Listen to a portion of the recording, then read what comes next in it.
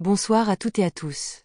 Bienvenue dans notre débat du jour où nous abordons un sujet souvent tabou mais pourtant universel. Faut-il se masturber? Oui ou non? Un thème qui touche à la santé, la psychologie et même la culture. Pour en discuter, nous avons avec nous deux intervenants aux opinions divergentes. Claire, qui pense que la masturbation n'est pas nécessaire et peut même être nuisible dans certains cas. Julien, qui défend l'idée que la masturbation est une pratique naturelle et bénéfique. Le débat durera 6 minutes. Claire, Julien, vous avez la parole. Merci. Je veux commencer par dire que la masturbation est une pratique naturelle. Elle aide à réduire le stress, favorise un meilleur sommeil, et permet de mieux connaître son corps. C'est aussi un moyen sain d'explorer sa sexualité sans risque de maladies sexuellement transmissibles. Julien, je comprends ton point de vue, mais il y a des effets négatifs qu'on ne peut pas ignorer. La masturbation peut devenir une dépendance.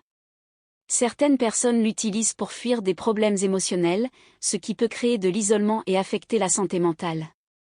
De plus, elle peut diminuer l'intérêt pour les relations réelles. Ce n'est pas la masturbation le problème, mais l'excès. C'est comme la nourriture ou les réseaux sociaux, l'abus est mauvais, pas la pratique en elle-même. En fait, ça peut même améliorer les relations en aidant à mieux comprendre ses besoins et à communiquer avec son partenaire. Mais justement, ce besoin de soulagement immédiat peut rendre les gens dépendants à la gratification instantanée. Certaines personnes deviennent moins patientes dans leurs relations intimes. Elles préfèrent la facilité de la masturbation plutôt que de construire une véritable connexion avec un partenaire. Je pense que c'est une question d'équilibre. La masturbation n'empêche pas de créer des liens.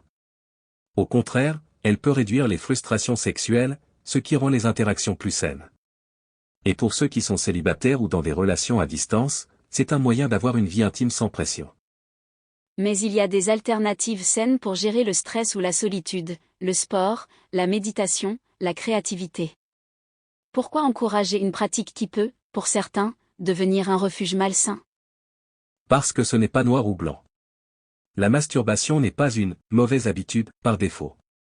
Elle peut coexister avec un mode de vie équilibré. Ce qui compte, c'est la conscience qu'on a de ses propres besoins et limites. Merci Claire et Julien pour cet échange dynamique et respectueux.